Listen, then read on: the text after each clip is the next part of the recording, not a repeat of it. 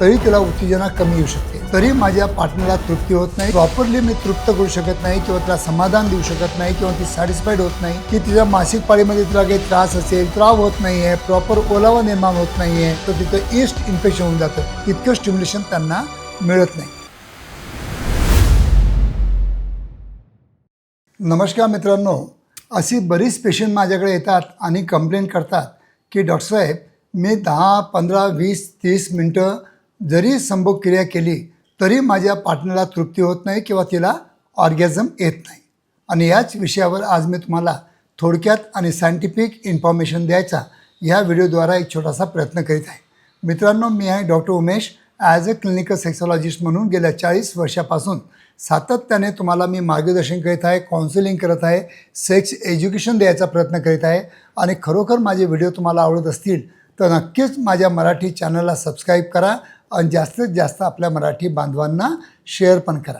तर मित्रांनो, आजचा आपला जो विषय आहे की बरीच पेशंट माझ्याकडे येतात आणि कंप्लेंट करतात की डॉक्टर साहेब, मी कितीही वेळा संबंध केले, कितीही वेळा संबंध ठेवले तरी मी माझ्या पार्टनरला प्रॉपरली मी तृप्त करू शकत नाही किंवा तिला समाधान देऊ शकत नाही किंवा ती सॅटिस्फाईड होत नाही किंवा तिला प्रॉपर ऑर्गॅझम येत नाही। याचं नेमकं कारण काय?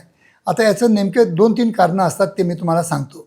केव्हा केव्हा फिजिओलॉजिकल असतात, केव्हा केव्हा सायकोलॉजिकल असतात।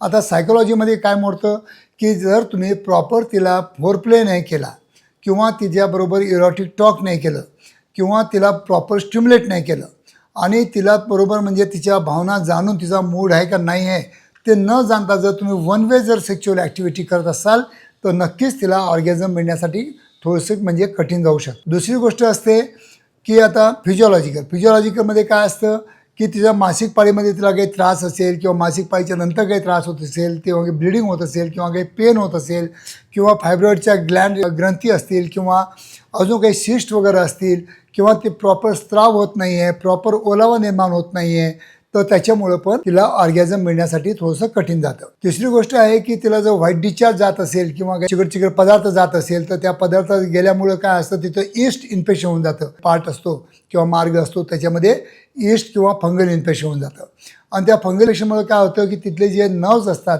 न्यूरोलॉजिकल एंडिंग्स असतात, ते थोडं बोचट होऊन जातात आणि त्याच्यामुळे त्यांना जितकी उत्तेजना यायला पाहिजे किंवा जितकं स्टिम्युलेशन व्हायला पाहिजे तितकं स्टिम्युलेशन त्यांना मिळत नाही आणि त्याच्यामुळे तुम्ही कितीही वेळा संभोग केले किंवा कितीही वेळ तुमचा संभोग चालला तरी त्यांना ऑर्गॅझमपर्यंत तुम्ही त्यांना घेऊन जाऊ शकत नाही।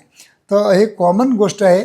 तर यासाठी तुम्हाला एकच करावं लागेल की तुम्ही तुमच्या पार्टनरला गायनेकॉलॉजिस्टकडे जाऊन चांगली त्यांचं प्रॉपरली एक्झामिनेशन करणं अत्यंत गरजेचं असतं। काही इन्व्हेस्टिगेशन असतात किंवा हिमोग्लोबिन जर कमी असेल, ॲनिमिया असेल तरी तिला उत्तेजना कमी येऊ शकते।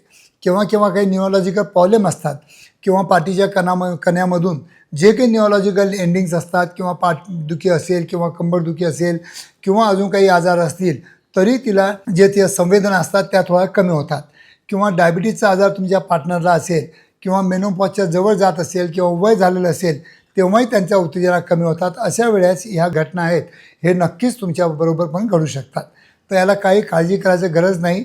ॲज अ सेक्सॉलॉजिस्ट तुम्ही माझ्याकडं ॲज अ कपल काउन्सिलिंग करायला आलेत आणि पूर्ण हिस्ट्री आणि इन्व्हेस्टिगेशन जर करून जर प्रॉपर त्याच्यावर जर ट्रीटमेंट घेतलं तर त्याच्यासाठी ट्रीटमेंट खूप चांगले आपल्या क्लिनिकला उपलब्ध आहेत। तर त्याच्यामध्ये काही काळजी करायची गरज नाही, पण ही खूप कॉमन समस्या आहे आणि कॉमनली माझ्याकडे पेशंट कंप्लेंट करतात।